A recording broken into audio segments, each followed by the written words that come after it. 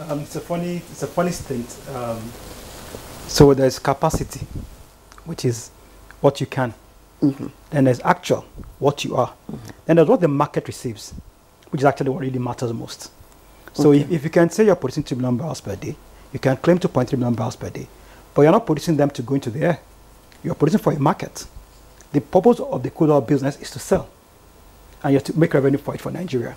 Now, if you're producing 1.5 or 1.6 or 1.7, and the market is only getting 1.25, then what you are producing for the market is actually 1.25. So that's taking away the ambiguity of the way the figures are presented. So I can say, look, Nigeria has the capacity to produce this number of horsepower, but what does it actually bring out? So the capacity is different. And again, it's part of the problems we have when we have NNPC Limited being the person giving us the figures. Things haven't changed. The purpose of the PIA was to ensure that the regulatory capacity was strengthened, and then NPC moves out of the way, becomes a commercial company. Now, it's not Mr. Kiari should tell us this. It should be Komalafe telling us what the production figures are. He's the regulator.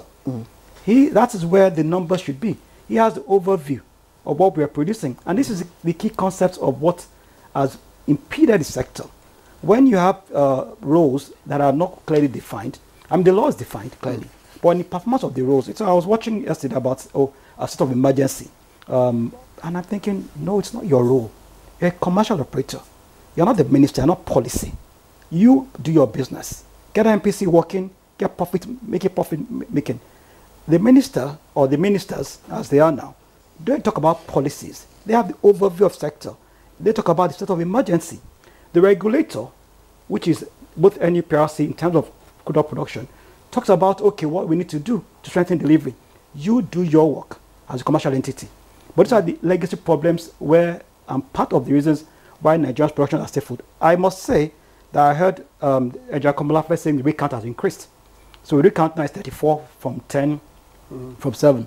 But rig count is good, and it's an indication of your production capacity. But what are you reading? What are you reading in terms of, what is available, our crude oil capacity? What am I reading? Yes, are we experiencing, are we increasing, or we're just where we were before? Yes. Well, we're declining. It's a decline. We suffer the decline, so there are different declines. There's decline in production, which can be occasioned by many things. Crude oil prices not being as high as they were before. There was a time in Nigeria, we had 73 rigs in Nigeria. There was a time we had 8, there was a time we had 6. And rig counts are an indicator of how much crude you're producing, because it's rigs that produce crude. And the exploring or mining, so that's what happens.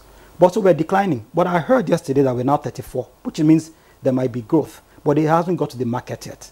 So what gets to the market has not improved. Maybe there's increasing oil thefts. Maybe there's increasing vandalism on the pipelines. Maybe there's increasing leakages.